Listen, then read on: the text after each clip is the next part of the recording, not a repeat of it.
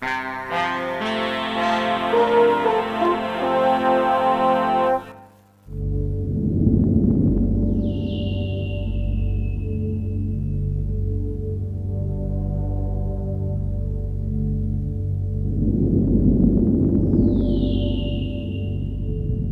philosophy, as in most other fields of human activity, the merits of the living are much more controversial than those of the dead. If you took a worldwide poll today among professors of philosophy on the question, who is the best living philosopher, I'm pretty sure no candidate would get an overall majority. So any list of the so-called great philosophers can only end with the latest of the generally acknowledged dead. And today, for us, that is Wittgenstein. Ludwig Wittgenstein was born in Vienna in 1889. His father, from whom he was to inherit a fortune, was the biggest steel magnate in Austria. Wittgenstein was fascinated by machinery from boyhood, and his education was strongly weighted in the direction of mathematics, physics, and engineering.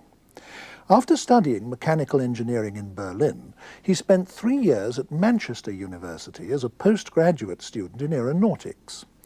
During this period, he became absorbed in fundamental questions about the nature of mathematics. Bertrand Russell's book, Principles of Mathematics, inspired him to give up engineering and go to Cambridge to study the philosophy of mathematics under Russell himself. He soon learned all that Russell had to teach and went on to do the original research that was to produce his first book, the Tractatus Logico-Philosophicus, published in 1921 and usually referred to just as the Tractatus. Wittgenstein genuinely believed that in this book he had solved the fundamental problems of philosophy, so he turned away from philosophy and did other things. Meanwhile, the Tractatus acquired enormous influence, stimulating further developments in logic at Cambridge, and on the continent becoming the most admired text among the famous group of logical positivists known as the Vienna Circle. But Wittgenstein himself came to feel that it was fundamentally in error, so he went back to doing philosophy after all. In 1929 he returned to Cambridge, where in 1939 he became Professor of Philosophy. During this second period at Cambridge, he developed a completely new approach, quite different from his earlier one. During the rest of his life, its influence spread only through personal contact, since, apart from one very brief article, he published nothing more before his death in 1951. However, in 1953, his book, Philosophical Investigations, came out posthumously and proved to be the most influential work of philosophy that's appeared since the Second World War, at least in the English-speaking world. So here we have a most remarkable phenomenon, a philosopher of genius producing two incompatible philosophies at different stages of his life, each of which influenced a whole generation. These two philosophies, although incompatible, do have some basic features in common. Both are focused on the role of language in human thinking and human life, and both are centrally concerned to demarcate between valid and invalid uses of language, or as someone once put it, to draw the lines at which sense ends and nonsense begins. For me, the earlier of Wittgenstein's two main books, the Tractatus, remains hauntingly readable. But it has to be said that it's the later one, the Philosophical Investigations, that has made him a cultural figure of international significance during the period since his death. Here to discuss Wittgenstein's work with me is John Searle, Professor of Philosophy at the University of California in Berkeley. Professor Serle, since Wittgenstein himself repudiated his early philosophy, and since in any case it's now the later philosophy that's far and away the more influential, I don't think we ought to spend too much of our discussion on the early work. What is it about that that we really need to know? Well, I think the key to understanding the Tractatus is the picture theory of meaning. Wittgenstein felt that if language was to represent reality, if sentences were to represent states of affairs, then there had to be something in common between the sentence and the state of affairs. And he saw the way to describe that on the analogy with the way that pictures represent states of affairs. He thought there had to be some structural similarity, that just as the sentence was made of a sequence of words that stood for things, names, so the arrangement of words in the sentence pictured or mirrored the arrangements of objects in the fact. Now this gave him a remarkable sort of lever of a metaphysical kind where he could then read off, he thought, the structure of reality from the structure of language, because he thought that the structure of reality had to determine the structure of language. Unless language mirrored reality in some way, it would be impossible for sentences to mean. So the crucial point here is that we are able to talk about reality not just because we use words that stand for things, but because those words have a relationship to each other within the sentence that corresponds to the relationship that things have to each other in the world. Right. No. So that's what he called the logical structure. Right. And the world and sentences have that structure in common. Right. But it's important to emphasize now that we're not talking about ordinary language of the sort that you and I are discussing, which he thought concealed the logical structure. He thought if we took ordinary sentences and did an analysis of how they mean, we would get down to the ground floor sentences, what he called the elementary sentences, and there would be this strict picturing relation between the structure of the sentence and the structure of the fact. Now, he inherits from Frege the idea that the fundamental unit of meaning isn't the word, but the word only functions, the name only means in the context of the sentence. And as you said, it's the concatenation of the words in the sentence that is itself a fact that enables the sentence to picture the structure of facts in the world. Now, I think people will see quite easily how that can be the case when a sentence is picturing a true fact. I mean, if I say there's a cat on the mat, and there is a cat on the mat, I think that relationship is easily understandable. But suppose I say there is no cat on the mat. How can that sort of sentence be said to be picturing something? Well, Wittgenstein thought that words like not, and or, and if, the so-called logical constants, that they actually didn't picture. They were not part of the picturing relationship. As he says, my fundamental idea is that these logical constants don't themselves represent. They're ways we have of stringing pictures together. And it's not so unrealistic if you think about it. For example, across the street from my house in Berkeley, there's a little park, and there's a picture of a dog with a line through it. Now, I take it that's not supposed to pick dogs that have stripes painted on them. The line is the negation sign, and it's a Wittgensteinian sort of picture. That is, the not symbol there is a way of operating on the picture, but it isn't itself part of the picture. So he thought that what we say about the world can be analyzed down into basic sentence structures, basic sentences, which picture the world and are linked together or negated by particular operators. By so-called logical constants. By the logical constants, yes, which have this function. Right. Now, in my introduction to this discussion, I said that throughout his career, Wittgenstein was concerned to demarcate talk that made sense from talk that didn't make sense. How was that demarcation done in the early philosophy? Right. Well, in the early philosophy, in the Tractatus, Wittgenstein thought that the only language which, strictly speaking, made sense was this fact-stating language. Now, unlike the positivists, he didn't relish that. He didn't think that was wonderful. He thought that the really important things were unsayable, were unstatable. He thought that ethics, religion, aesthetics were in the realm of the unsayable. And he once said about the Tractatus that the really important part of the Tractatus is the part that's left out, the part that's not there at all. So he made a strict demarcation of meaningful language as fact-stating language. Yeah. And the other parts of language, those parts of language that are not used to state facts, he thought were, strictly speaking, nonsense, and we couldn't really say anything. So although ethics, religion, the arts and so on are of fundamental significance in life, we can't actually ever do them justice in language. They are, as far as the Tractatus is concerned, they are even, it isn't that we can't do them justice. Our attempt to do them justice is meaningless. We can't say anything meaningful about them. Now, you've made the point very clearly that the central to the early Wittgenstein is this picture theory of meaning.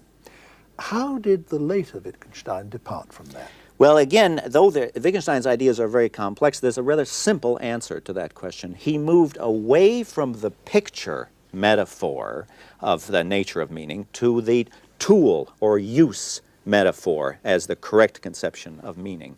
He says, think of words as tools, and the way to understand language, the way to get a correct conception of how language functions is to look at how words are used. he says for most cases, not all, but for nearly all cases, the meaning of a word is just its use in the language.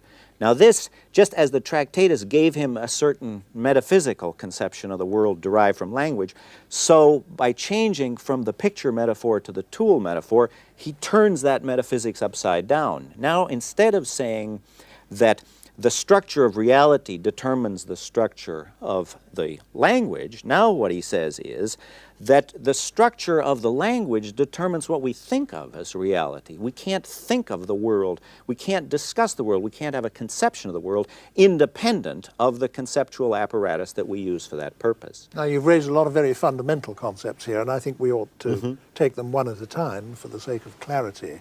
Let's begin where you began, with the distinction between a picture theory of meaning and a tool theory of meaning. The later Wittgenstein is no longer saying that that words or sentences picture what they're about.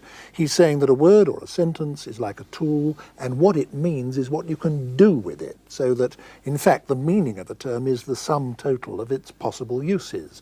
Now, it's in the nature of a picture that it does, in fact, picture only one thing. Pictures an object or a state of affairs, where it's in the nature of a tool that it has many uses, perhaps an indefinite number of uses. Now that applies to his view of language, doesn't it? Yes, precisely. Yes. Yes, let me say a little bit more about that.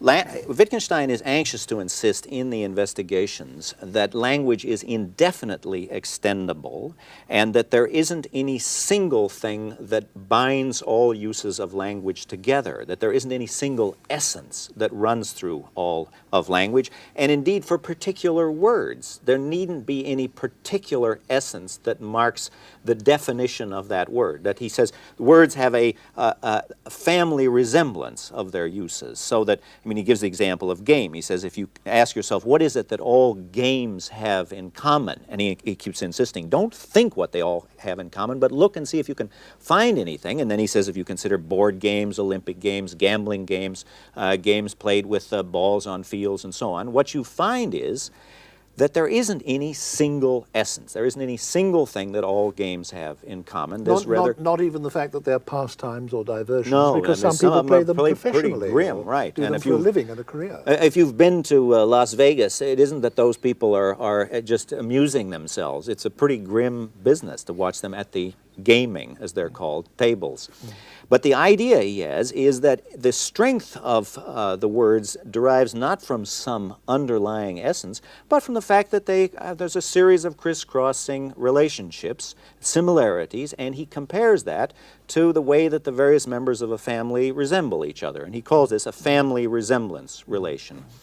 Now, it might seem like Wittgenstein was just saying sort of obvious points here, but remember, he is militating against a very powerful philosophical tradition.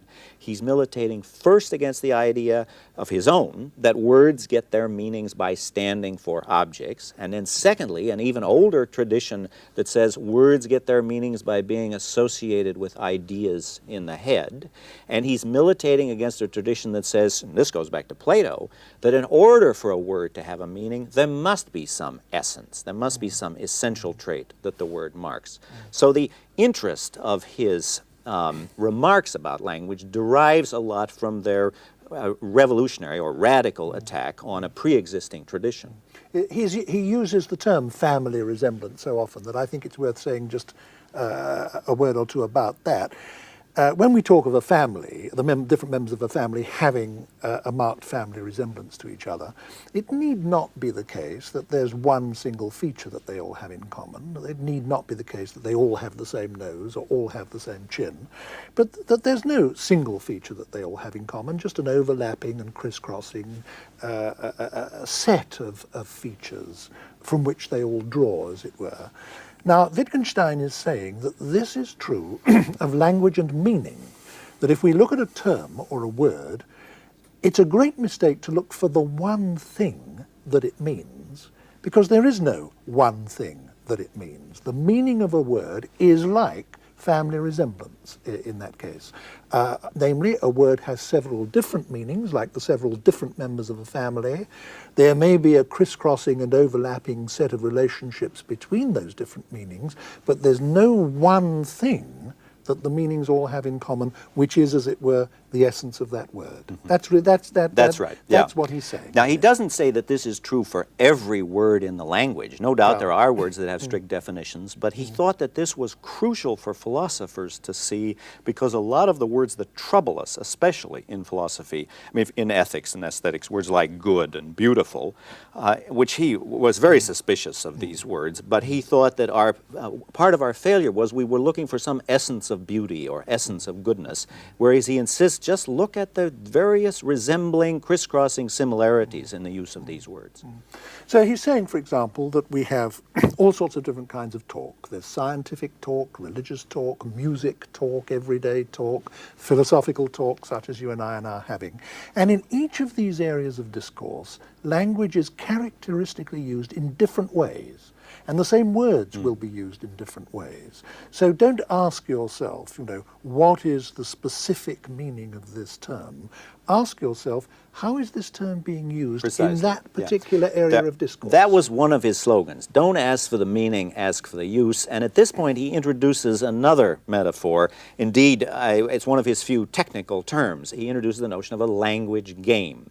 And the idea he has is that we should see speaking a language on analogy with playing a game, in that characteristically it's rule governed. We aren't ourselves entitled to lay down the rules. Not everything is determined by the rules, so there is a great deal of slack, room for interpretation. But nonetheless, we're engaged in rule-governed forms of activity.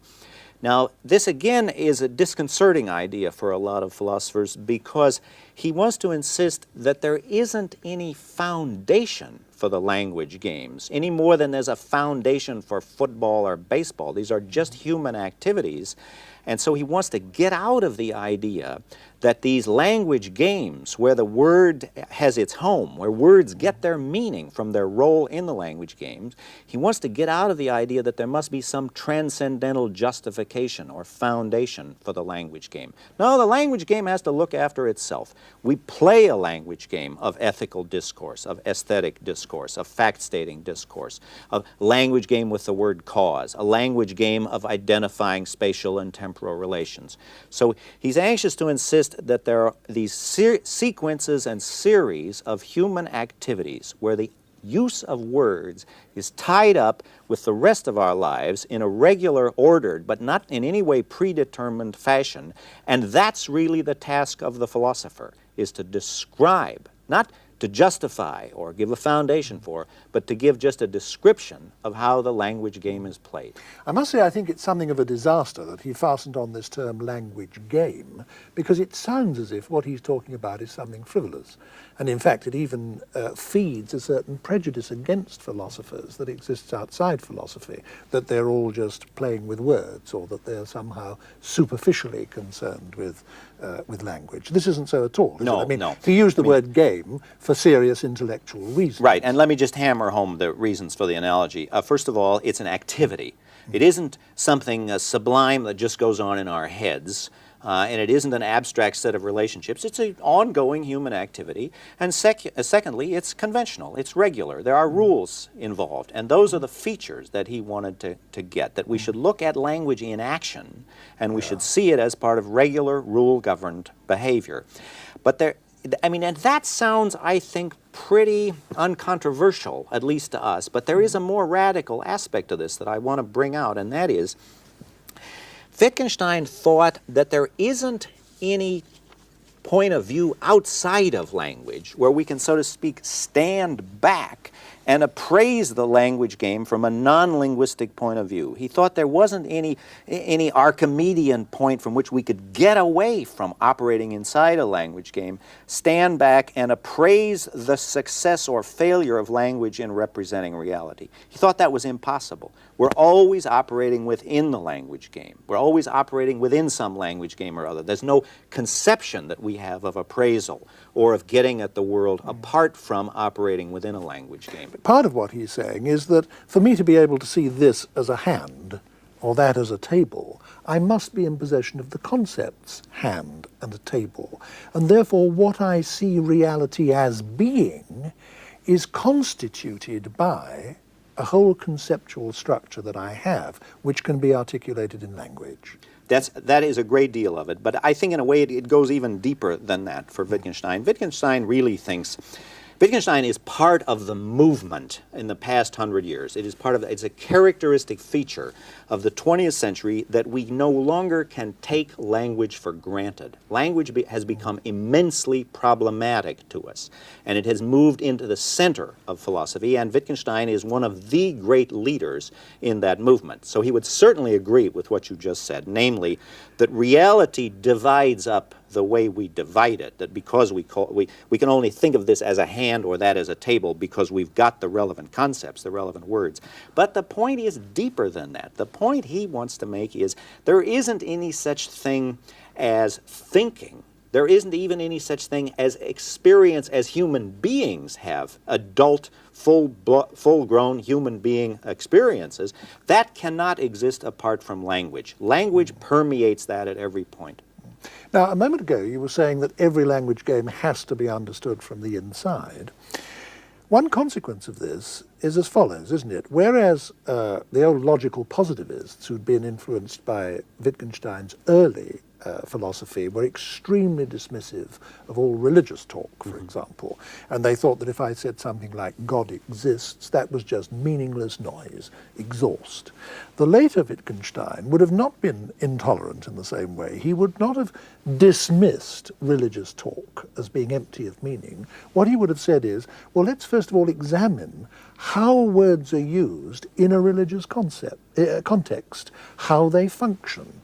Let's look at their use. Let's, as it were, get inside the religious language game, as he would have put it, and see how these terms are being used, and then we can judge whether they're being used legitimately, not legitimately, or whatever it might be. Well, you have to be very careful about that last bit. You see, because what Wittgenstein would say is it's not our task as philosophy to appraise the success or failure of the religious language game. All we can do is describe how it's played. And the important thing is to see that it isn't played like the scientific language game. It's ridiculous, he thinks, that we should take religious utterances as if they were sort of second-rate scientific utterances for which there was inadequate evidence. And he was always anxious to insist, well, we ought to look at the role that religion and religious utterances play in people's lives. That's the meaning of these utterances, to see what sort of a role they actually play in people's lives. And he disliked the idea that we should over-intellectualize this and make it into some kind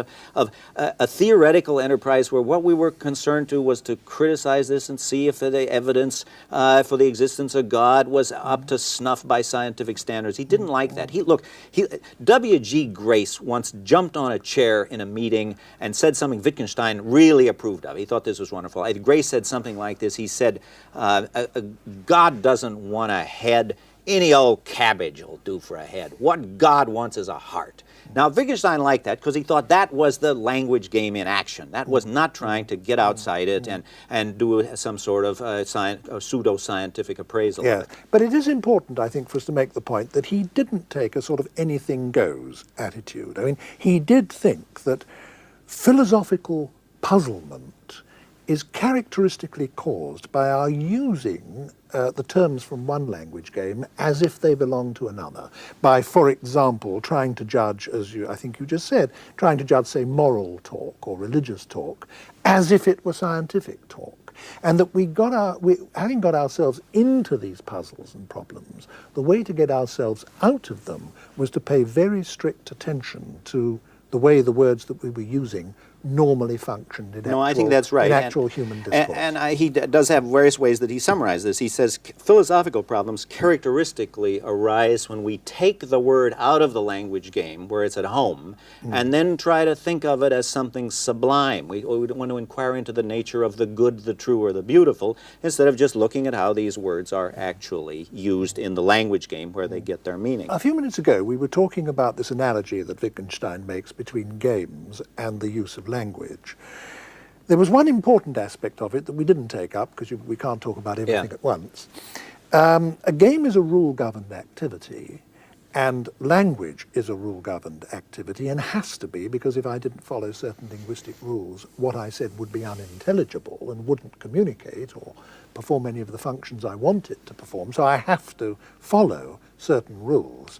Now, Wittgenstein argued that because that was so, there could be no such thing, even in theory, as a private language.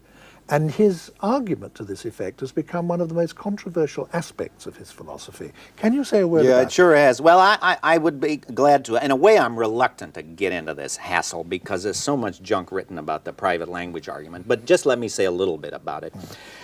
First of all, you got to say something about rules. We've been talking as if the notion of a rule for Wittgenstein was unproblematic, but it wasn't. His notion of a rule is itself one of his important contributions to philosophy. What he thought was, first of all, that rules don't block off all eventualities, that language isn't everywhere bounded by rules. Nothing is everywhere bounded by rules. There are always lots of gaps left open by any system of rules. He gives the example of throwing a tennis ball when you serve. There's no rule how high you have to throw it. But I suppose if somebody could throw the thing 5 miles high and we had to wait all day, they'd make a rule. I mean, the rules are never final. Now, another thing he said about rules is that rules are always subject to different interpretations. And if you've ever been through the income tax laws, you know this. I mean, the American history of it is a series of different interpretations.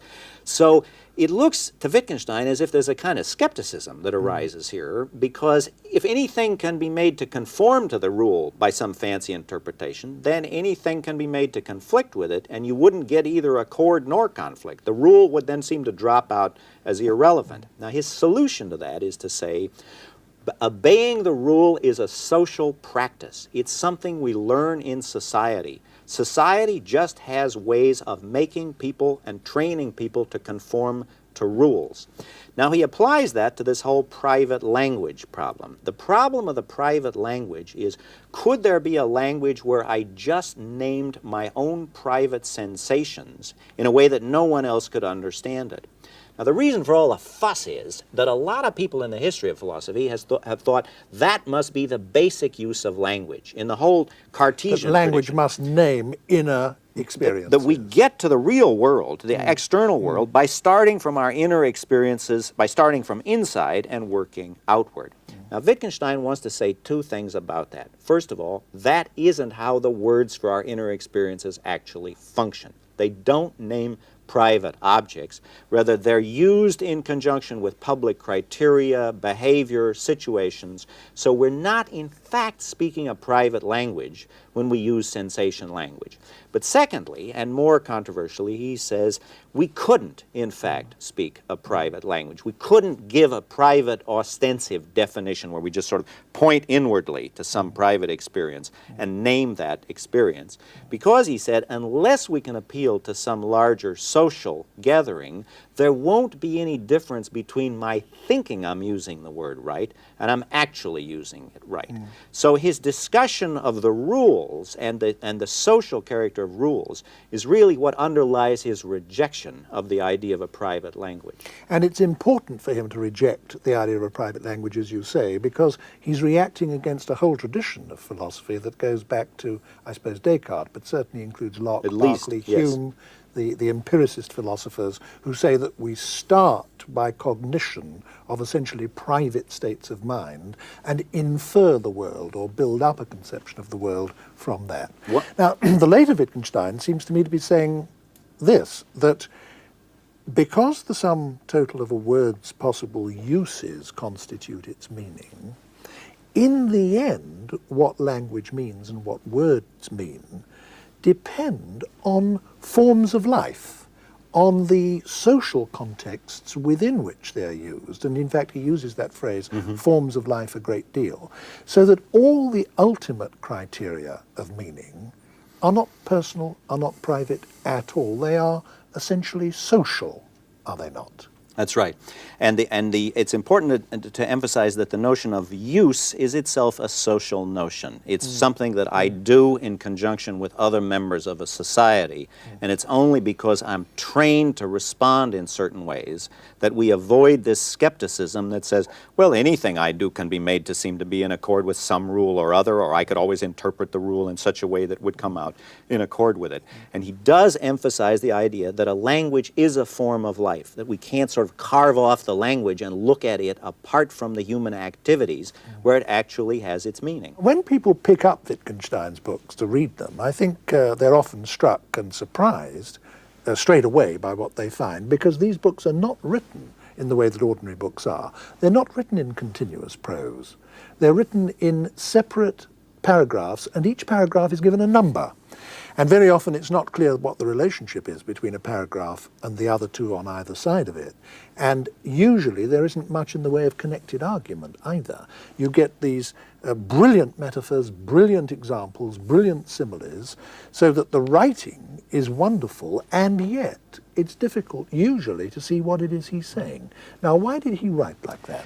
Well, several reasons. But first of all, I do want to say I entirely agree with you about the character of the prose, and it is both entrancing and exasperating. I know I felt that when I was preparing for this program. I went and reread acres of Wittgenstein, and there just is a huge amount, and it is enthralling. You begin to start thinking that way yourself. You begin to address your wife in Wittgensteinian aphorisms, which can be very exasperating. But you have this feeling that when you take up one of these books and read it, it's a bit like getting a kit for a model airplane with no instructions as to how you're supposed to put all these pieces together. And that can be extremely frustrating. It's a sort of do-it-yourself book. But why did he write like that? Well, first of all, I think it was the only way he found natural. I mean, he often says what a torture it is for him to try even to put these paragraphs together consecutively, much less to write conventional prose, articles and books. But secondly, I think there is an element almost of arrogance in this. Wittgenstein wanted it to be different from the standard ways of doing philosophy. He hated the sort of standard articles that appear in journals and standard books that are written to be read by undergraduates in philosophy. By the way, he would have hated the kind of thing you and I are now doing, two professional philosophers discussing his views on television. But he did want to be deliberately different from other people. And then there's a third aspect of this, is that he honestly and sincerely was struggling to say something new and different. And he always had the feeling that he hadn't said what he really meant, that he was struggling to find a mode of expression, and that he never really succeeded. And then lastly, I think we need to say for English-speaking viewers that this, though it looks strange to the English eye to see this books written in this way, it's not all that unusual in German. There is a tradition in German philosophy of writing aphoristically. You see it in Nietzsche, it's in Schopenhauer, and Lichtenberg, just to mention a few.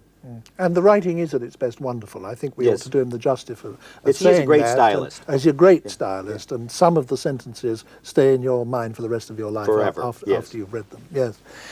In my introduction to this discussion, I mentioned the fact that in the last, I don't know how long one ought to say, 10 years, 15 years, probably not much more than that, he has become an international figure of importance quite outside philosophy. When one reads books and articles and journalism that have nothing to do with philosophy, one is beginning now over and over again to come across Wittgenstein's name.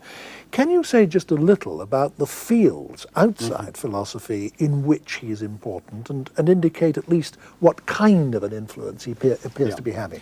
Well, at present, I think it's a kind of name-dropping. It's an okay name, and he's certainly mentioned in a lot of fields, but I think he would feel himself that he has not been adequately understood, and indeed has not been adequately understood in philosophy. But some of these fields are literary criticism and aesthetics generally. Wittgenstein is now often referred to, and I think will become more influential. There is a great deal of mention of Wittgenstein in social sciences, particularly anthropology, because he thought of himself as doing a kind of anthropology. There is books written about the importance of Wittgenstein for political theory. So it's what the French would call the sciences of man that Wittgenstein has been most influential. Paradoxical in a way, because he wrote so much about the philosophy of mathematics. But most of his influences now are outside of philosophy, are in the social sciences. And it seems that the structuralists who are so fashionable, or have been fashionable for so long, seem to be claiming Wittgenstein for their own, do they Well, it's not? the post-structuralists, I think, that probably misunderstood him the worst. Post-structuralists, but that's another program. Yes. Well, right. But then we won't get into that. But I think the point is worth making that, for example, if you read serious literary criticism now, you are going to come across constant reference to Wittgenstein. What is your personal evaluation of all this, of Wittgenstein as a philosopher? Well, I feel so strongly about this as I've been restraining myself all along, just trying to say what the guy meant and not what I actually think about it. But let me start out negatively, and then I get to end on the more cheerful note. There is a kind of exasperating feature of Wittgenstein that I want to highlight, I want to emphasize, and that is the anti-theoretical bent in Wittgenstein, the idea that we mustn't have a theory, that we can't have a theory of language, we can't have a general theory of language or of the mind.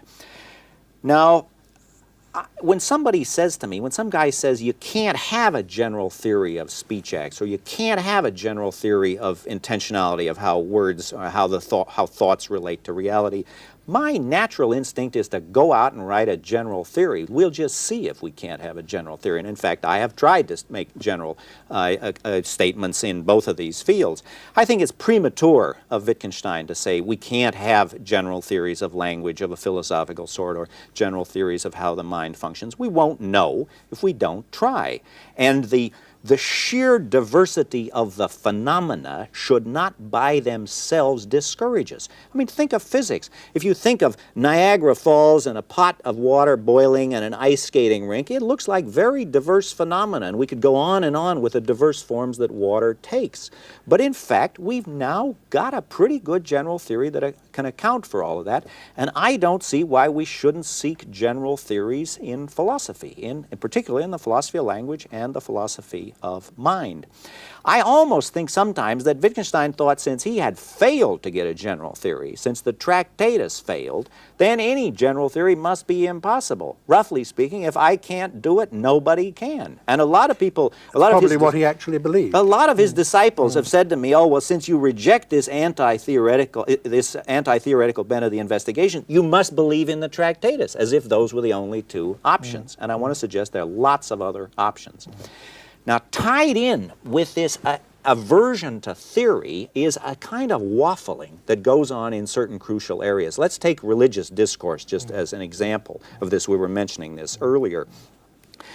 See, Wittgenstein himself obviously had a deep religious hunger.